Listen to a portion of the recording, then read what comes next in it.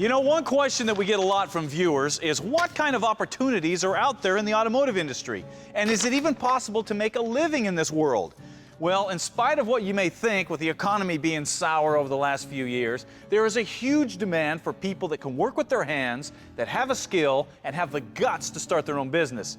But don't just take my word for it. Let me show you an example. Greg Price has always loved cars ever since he was a kid.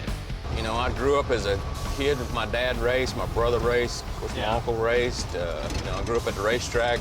And because of that, it was a natural step for Greg to go to work at a body shop when he got older. I like to restore cars, you know what I'm saying? Yeah. That's my cup of tea. I love to restore cars. And soon he was fixing cars, straightening frames, and doing other collision repair work for one of the premier body shops in Texas.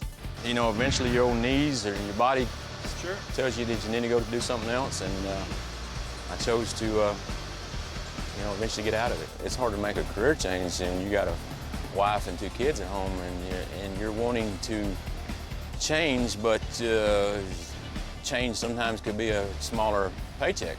Now, at this point, you have the answer to the original question. Greg had been a body man for 13 years and was pulling down around 100 grand a year. That's good money. But he knew he couldn't be a body man forever, and he kind of wanted to be his own boss. So he decided to quit using tools for a living and start supplying them.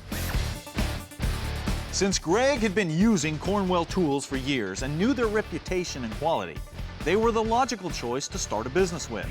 So I had a dealer that was running this area previously, and at 70 years old, he decided to retire. And he told me about Greg and said that they had been friends for years, and he wanted me to talk to him about the tool business. But that doesn't mean it was an easy road at first. First day out, me and Larry is in DeSoto, Texas. Man, I'm gung-ho with let's go sell some tools. I haven't driven a truck much. We left Corsicana, Texas with a half a tank of fuel. First day out, by lunch, we're walking. We're out of fuel. Realizing that the success of his new business hinged entirely on him and how much effort he was willing to put into it, What's happening? Greg began to put in the time building relationships and taking care of his customers. I like it. I'll take it. You want one? All right. I'll get you one out there and ran you in the box. This is my demo. I'll bring you one in.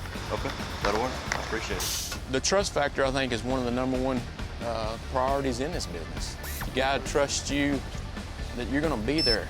Let's say my stop's Thursday at 4:30 in the afternoon. Give or take 15 minutes, I'm gonna be at that Thursday at 4:30 in the afternoon. But he not only takes care of his regular customers, It's a car already? Way at it. he's always on the lookout for a new shop or somebody that might need his tools, no matter what box or other sets they may have. Because guys are always looking for quality tools. I'll come out, let's look around on the truck. All right? Our warranty and customer relations, and we blow them out of the water. I have so many people come in and say, hey, I got a broken socket. I hand them one back. There's sockets missing out of some of these racks. Because I'll take it. You got a broken socket, I'll give it to you right now, if I have it on my truck. And I explain to the next guy when he gets on my truck, I just warranted out of this set. And do you mind me bringing you this socket next week? There comes a relationship that, hey, this guy is gonna take care of me the best he can when he shows up. Pulling on his extensive knowledge of tools and all those years in the body shop, Greg is able to keep all the latest equipment flowing right into the hands of the guys that really need them and don't have the time to go look for them at a store. There you go, Burns. Hey, man, I appreciate you, buddy. And on any given day, his stops will include body shops, mechanic shops, specialty shops, race shops. There's even people that just walk in off the street and buy stuff. Because there's nothing that attracts a car guy like a big flamed tool truck. So, was it worth it? Well, in a little over a year's time, Greg has become one of the top Cornwell salesmen in the country.